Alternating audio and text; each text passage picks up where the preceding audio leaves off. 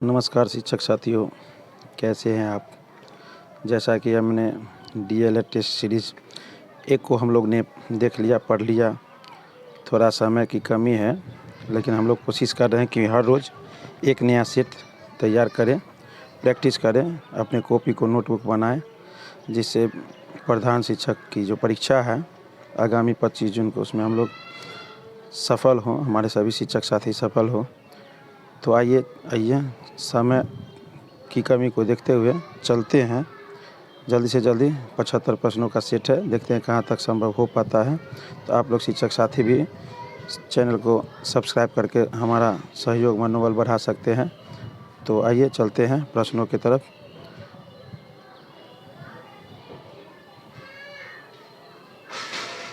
ये test series दूसरा है, पहला हम लोगों ने करा लिया था। अगर उसमें कोई भी थोड़ी सी कमी बेसी हो गई हो, कोई त्रुटि हो गई हो, तो कमेंट बॉक्स में आप लोग ज़रूर बताएंगे। गलती किसी से भी हो सकता है, हम कोशिश कर रहे हैं कि जितना सटीक से सटीक आपका आंसर हो। तो आइए प्रश्न नंबर 1 देखते हैं। राज्य शिक्षा संस्थान कहाँ स्थित है? Answer D, Prayagraj. प्रश्न 2, विद्यालय में अनुशासन स्थापित करने में सहायक क्या नहीं है? तो क्या सहायक नहीं है? तो जो निगेटिविटी होगा वही सहायक नहीं होगा। 2 का आंसर सी, दंड की अधिकता। प्रश्न 3, राज्य हिंदी संस्थान कहाँ स्थित है? तो यह वाराणसी में है, आंसर बी। प्रश्न 9 देखते हैं, 9 का तो सेट देखना होगा। चलिए प्रश्न 4 देखते हैं। विद्यालय प्रबंधन में महत्वपूर्ण भूमिका होती है, तो सबसे महत्वपूर्ण भूमिका प्रधानाध्यापक की होती है, जिसका हम लोगों ने फॉर्म भरा। 4 का आंसर ए। प्रश्न 10 देखते हैं। साइजॉइड वर्ग में कौन से बालक आते हैं? तो इसमें प्रतिभाशाली बालक आते हैं जिनका IQ 90 से अधिक होता है। प्रश्न 11 देखते हैं। मानसिक स्वास्थ्य के नियमों को खोजना और उन्हें बनाए रखना अध्ययन का केंद्र बिंदु है, यह कथन ड्रेवर का है। 11 का आंसर सी। प्रश्न 12 देखते हैं। किस प्रकार के बच्चों की शिक्षा हेतु सांकेतिक भाषा का प्रयोग किया जाता है? तो सर्वंदोष, ऐसे बच्चे जो सुन नहीं सकते उनको हम लोग इशारा करते, वही इशारा करना एक संकेत होता है। तो 12 का आंसर बी हो जाएगा। प्रश्न 18 देखते हैं। संचार माध्यम की अमुद्रित सामग्री है। अमुद्रित जो प्रिंट नहीं हो वो अमुद्रित सामग्री के अंतर्गत आता है। तो 18 का आंसर डी हो जाएगा, प्रोजेक्टर, स्लाइड, फिल्म स्ट्रिप। प्रश्न 19 देखते हैं। निम्नलिखित में से कौन सा मूल्य नहीं है? तो निम्नलिखित में से जो है राज्य पूजा, ये कोई विषय वस्तु अलग है, तो ये मूल्य नहीं है, जो हमारे नैतिक से मूल्य से में भी आते हैं। 19 का आंसर डी। प्रश्न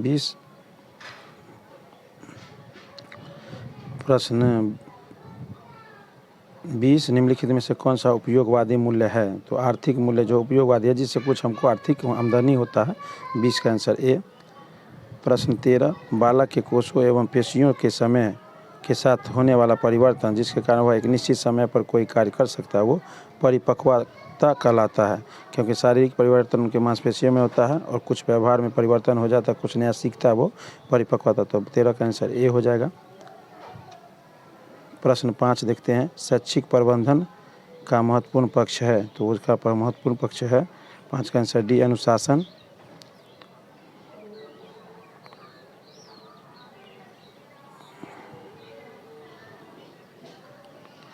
प्रश्न 6 देखते हैं। पठन किस धातु से संबंधित है? ये पठ धातु से संबंधित है। प्रश्न 7 देखते हैं। क्रिया के आधार पर पठन कितने प्रकार के होते हैं? तो पठन 2 प्रकार के होते हैं। 7 का आंसर डी। प्रश्न 14 देखते हैं। एक बच्चा जो डैश से ग्रस्त है, वह 100 को वास लिखता है और न्यूक्लियर को अनक्लियर लिखता है, अंतर नहीं कर सकता, तो यह डिस्लेक्सिया से संबंधित है। 14 का आंसर ए। प्रश्न 15, निम्नलिखित में से कौन सा सूक्ष्म गतिक कौशल का उदाहरण है? लिखना जो है सूक्ष्म है, छोटा है, और सब बड़ा है, चलना, देखना, दौड़ना, ये सब थोड़ा लंबा प्रोसेस है। तो प्रश्न 15 का आंसर डी। 21, राष्ट्रीय एकता सद्भावना है देशभक्ति का नया प्रत्यय। प्रश्न 22, शिक्षण सूत्र पथ प्रदर्शक जिस करते हैं जिनमें से सिद्धांत से व्यवहार में सहायता के लिए अपेक्षा की जाती है, ये टी रॉयमेंट का कथन है। प्रश्न 23 देखते हैं। शिक्षा के अधिकार के अंतर्गत निःशुल्क अन्य शिक्षा का प्रावधान 6 से 14 वर्ष के बच्चों के हेतु प्रावधान किया गया। तो 23 का आंसर ए। प्रश्न संख्या 8 देखते हैं। क्रिया के आधार पर पठन है, तो क्रिया के आधार पर पठन जो है वो सस्वर भी है, मौखिक भी है, मौखिक पठन भी होता है, मौन भी होता है, तो 8 का आंसर सी। प्रश्न 15 देखते हैं, निम्नलिखित में से कौन सा सूक्ष्म गति कौशल का उदाहरण, ये तो देख चुके हैं लिखना। प्रश्न 16, नर्सरी कक्षा में शुरुआत करने के लिए कौन सी विषय वस्तु सबसे अच्छी है, तो सबसे विषय वस्तु जो 16 का आंसर डी होगा, मेरा परिवार, क्योंकि बच्चे का पहला विद्यालय जो है परिवार ही होता है। प्रश्न 24 देखते हैं, किसी देश की आधारशिला होती है उस देश की प्राथमिक शिक्षा, क्योंकि प्राथमिक शिक्षा जितना मजबूत होगा, बुनियादी शिक्षा, उसी को कहते हैं वही प्राथमिक शिक्षा। 24 का आंसर ए।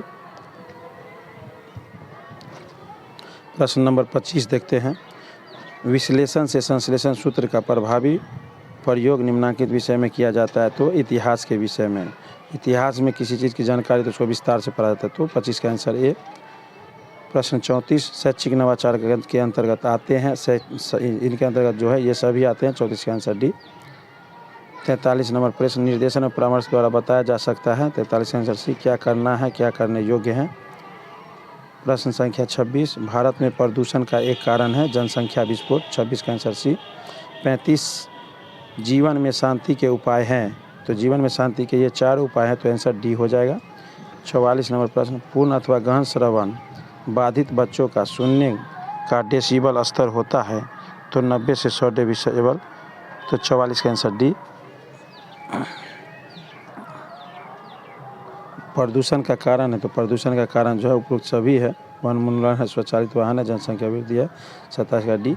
तनाव के प्रकार है, तो तनाव जो है सामाजिक तनाव ज़्यादा प्रकार, तनाव के प्रकार ऐसे सभी होना चाहिए, इसमें डाउटफुल है, आप लोग जो है थोड़ा देख लीजिएगा क्या आंसर होगा। 45, तालाब पर्यायवाची है, तालाब का पर्यायवाची ये सभी तालाब का, 45 का आंसर डी। प्रश्न 28, वायु ऊर्जा को बदला जा सकता है, यांत्रिक ऊर्जा, विद्युत ऊर्जा में, 28 का आंसर सी। 37, महिलाओं की स्थिति सुधारने के लिए महिला वर्ष है, ये जो है 1990 है। 46, जागरण का विलोम है, निद्रा, 46 का है।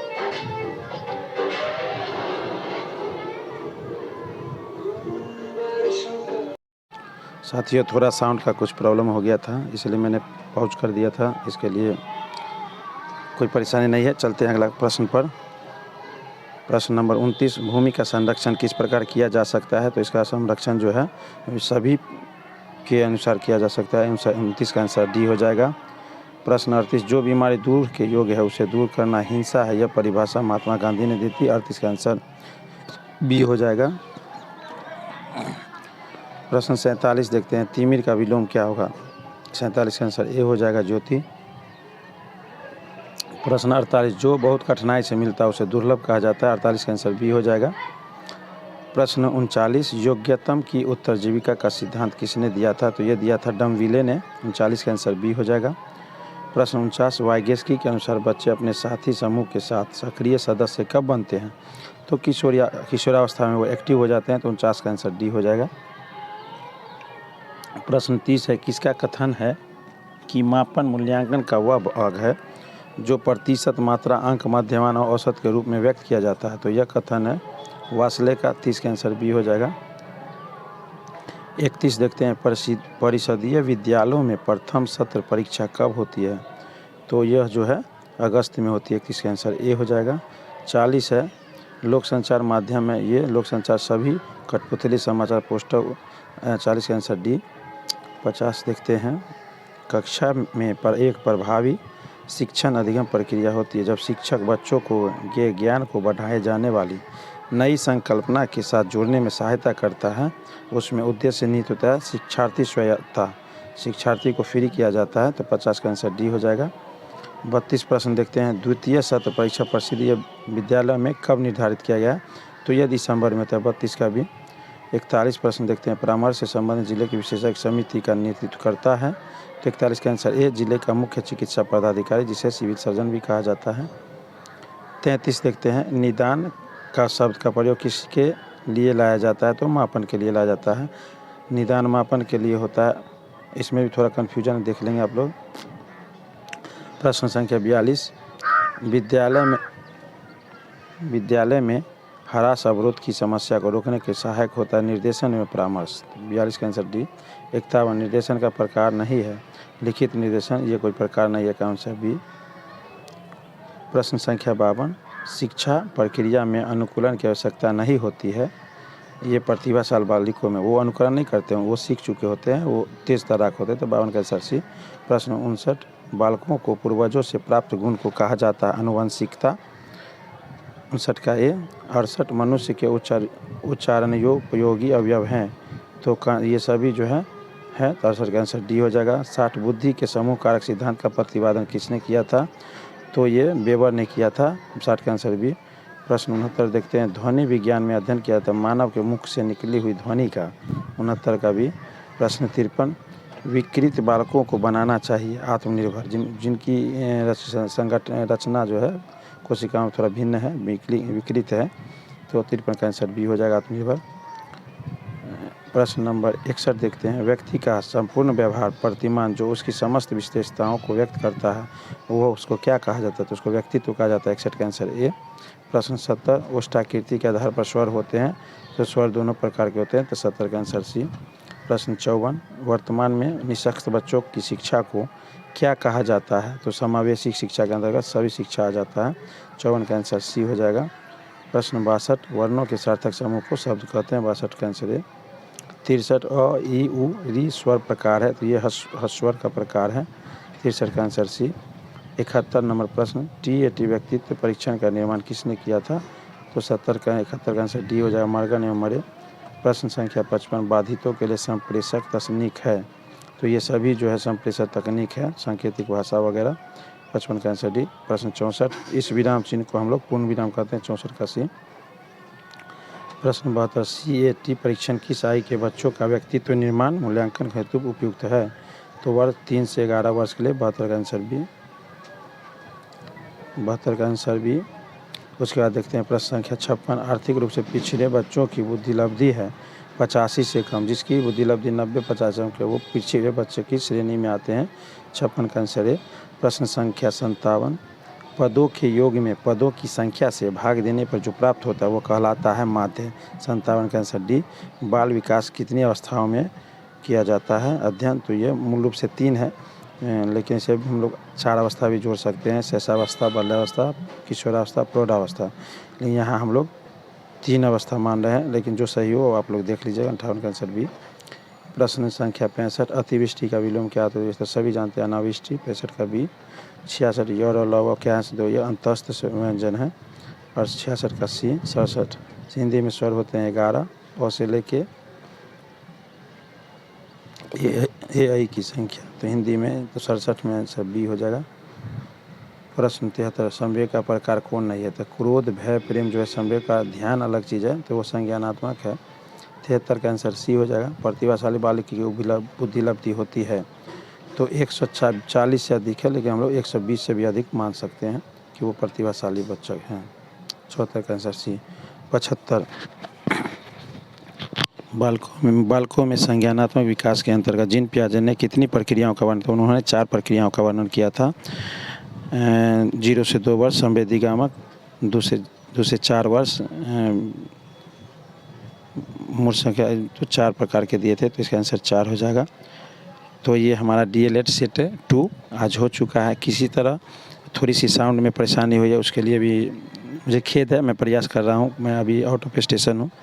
थोड़ा सा हमारे शिक्षक साथी हमें भी ज़रूर सहयोग करें, हमारे चैनल को ज़्यादा से ज़्यादा शेयर करें, सब्सक्राइब करें और अपने नए साथियों से को भी शेयर कर दें।